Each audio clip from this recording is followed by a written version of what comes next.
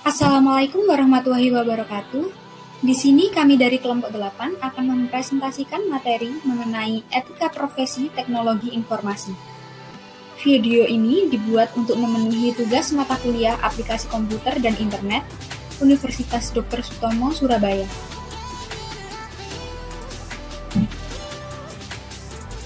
Sebelumnya, perkenalkan, nama saya Maratu Soliha, NIM 202021320020, kelas K, Prodi Manajemen. Hai, saya Widiana Anggarwati Eka Putri, nama Widiana Anggarwati Eka Putri, NIM 20202132002023, kelas K, Prodi Manajemen. Perkenalkan, hai, nama saya Nala Clarissa, NIM 202021320027, kelas K, Prodi Manajemen. Di sini saya akan menjelaskan tentang apa itu etika profesi teknologi informasi. Etik atau etos yang berasal dari bahasa Yunani yang berarti karakter, watak kesusilaan, atau adab. Etika merupakan sebuah cabang filsafat yang berbicara mengenai nilai dan norma moral yang menentukan perilaku manusia dalam hidupnya yang berkaitan dengan konsep yang dimiliki oleh individu ataupun kelompok untuk menilai tindakan-tindakan yang telah dikerjakan berupa salah atau benar, dan baik atau buruknya. Profesi sendiri adalah pekerjaan yang dilakukan sebagai kegiatan pokok untuk menghasilkan nafkah hidup dan yang mengandalkan suatu keahlian atau keterampilan seseorang dalam suatu pekerjaan utama yang diperoleh dari jalur pendidikan dan pengalaman dilaksanakan secara kontinu yang merupakan sumber utama untuk mencari nafkah.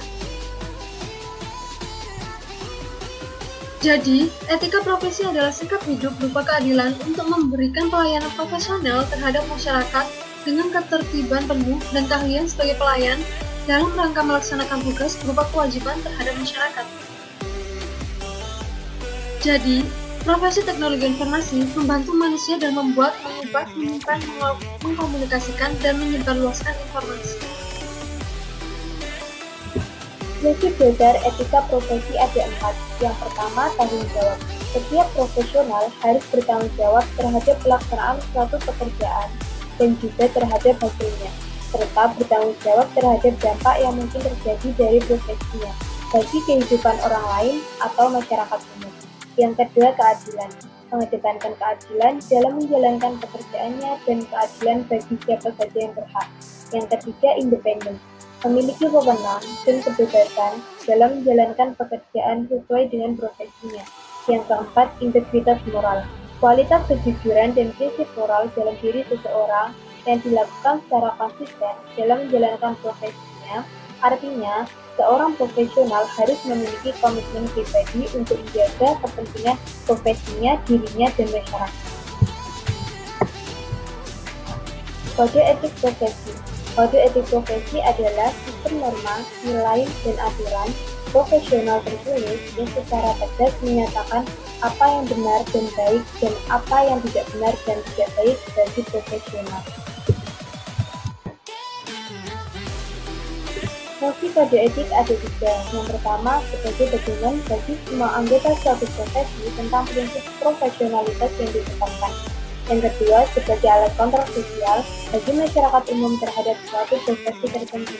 Yang ketiga, sebagai sarana untuk mencegah campur tangan dari pihak lain di luar organisasi terkait hubungan etika dalam keanggotaan suatu profesi.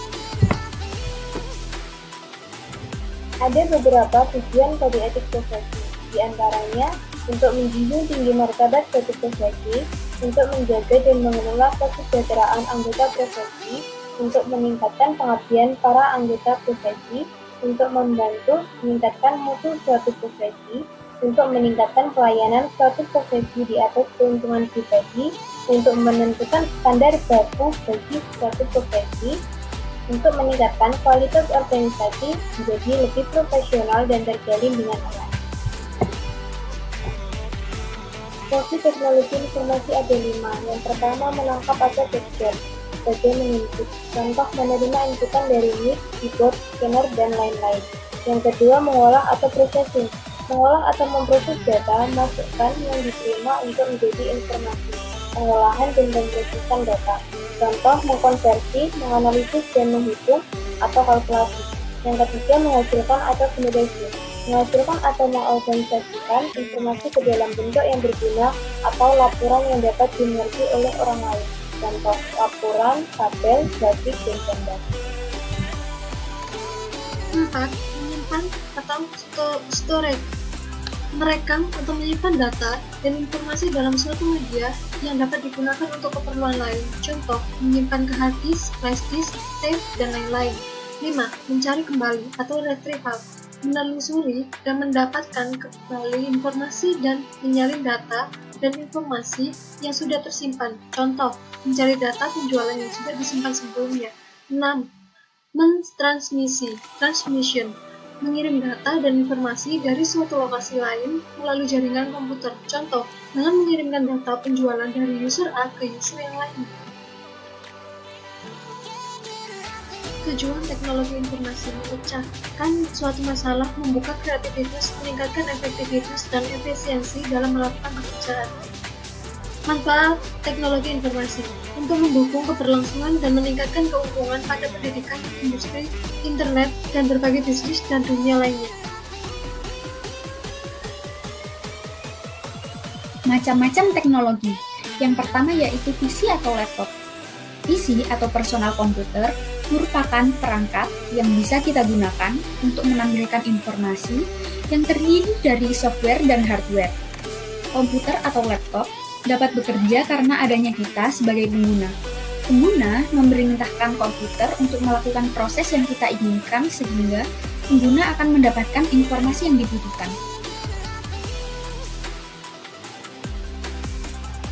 Yang kedua yaitu kalkulator.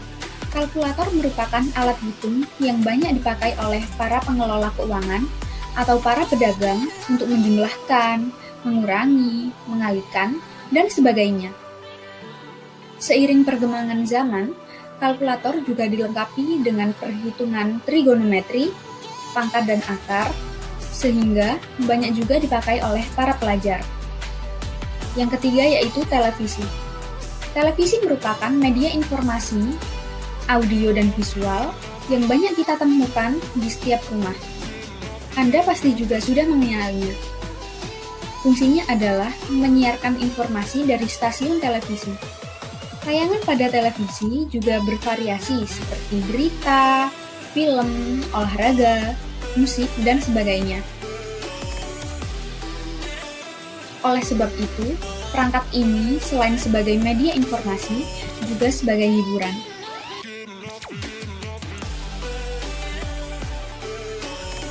Yang keempat yaitu radio. Mungkin saat ini radio sudah mulai banyak ditinggalkan, karena perangkat ini hanya dapat menginformasikan suara saja, beda halnya dengan televisi. Oleh sebab itu, untuk menunjang keberadaan teknologi, radio saat ini juga banyak di-share melalui media online, seperti radio streaming atau bahkan melalui satelit, sehingga jangkauannya menjadi sangat luas. Fungsinya juga hampir sama dengan televisi, hanya saja tidak ada visualnya. Kemudian ada koran atau majalah. Kalau radio saja sudah mulai menurun, apalagi koran atau majalah.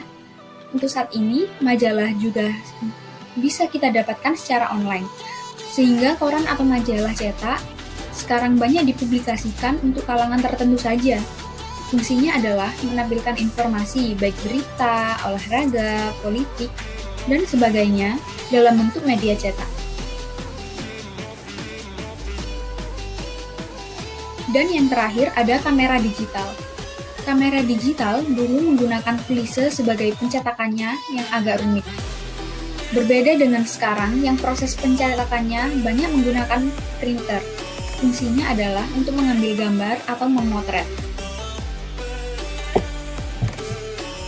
Etika teknologi informasi dalam undang-undang. Undang-undang yang mengatur tentang teknologi informasi ini diantaranya adalah Undang-Undang HAK. Undang-Undang HAK atau Undang-Undang Hak Cipta yang sudah disahkan dengan nomor 19 tahun 2002 yang diberlakukan mulai tanggal 29 Juli 2003 di dalamnya diantaranya mengatur tentang hak cipta. Undang-Undang ITE, Undang-Undang ITE atau Undang-Undang Informasi dan Transaksi Elektronik yang sudah disahkan dengan nomor 11 tahun 2008 yang di dalamnya mengatur tentang pornografi di internet, transaksi di internet, dan etika pengguna internet. Ciri-ciri profesionalisme. Beberapa hal yang harus dimiliki oleh seorang IT berbeda dari bidang pekerjaan yang lainnya. Ciri-cirinya adalah sebagai berikut. A. Memiliki kemampuan atau keterampilan dalam menggunakan peralatan yang berhubungan dengan bidang pekerjaan IT. Seorang IT harus mengetahui dan mempraktekkan pengetahuan IT-nya ke dalam pekerjaannya. B. Punya ilmu dan pengalaman dalam menganalisa suatu software atau program. C. Bekerja di bawah disiplin kerja. D. Mampu melakukan pendekatan disipliner. E. Mampu bekerja sama. F. Cepat tanggap terhadap masalah klien.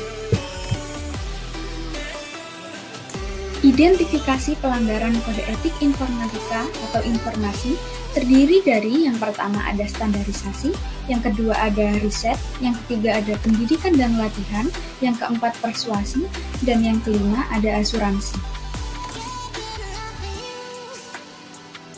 Pelanggaran etika profesi di bidang IT. Contohnya ada kejahatan komputer. Kejahatan komputer atau computer crime adalah kejahatan yang ditimbulkan karena penggunaan komputer secara ilegal. Yang kedua ada e-commerce. Perdagangan melalui internet atau yang lebih dikenal dengan e-commerce ini menghasilkan permasalahan baru seperti perlindungan konsumen, permasalahan kontrak transaksi, masalah pajak, dan kasus-kasus pemalsuan tanda tangan digital. Yang ketiga ada pelanggaran HAKI atau hak atas kekayaan intelektual. Berbagai kemudahan yang ditawarkan oleh internet menyebabkan terjadinya pelanggaran HAKI seperti pembajatan program komputer, penjualan program ilegal, dan pengunduhan ilegal. Pada kesimpulannya, seorang yang bergelut di bidang IT dalam menyajikan segala macam informasi akan bertanggung jawab penuh atas kebenaran data dan ketetapan informasi. Sekian dari kelompok kami. Semoga materi yang kami sampaikan dapat bermanfaat. Terima kasih atas perhatiannya. Wassalamualaikum warahmatullahi wabarakatuh.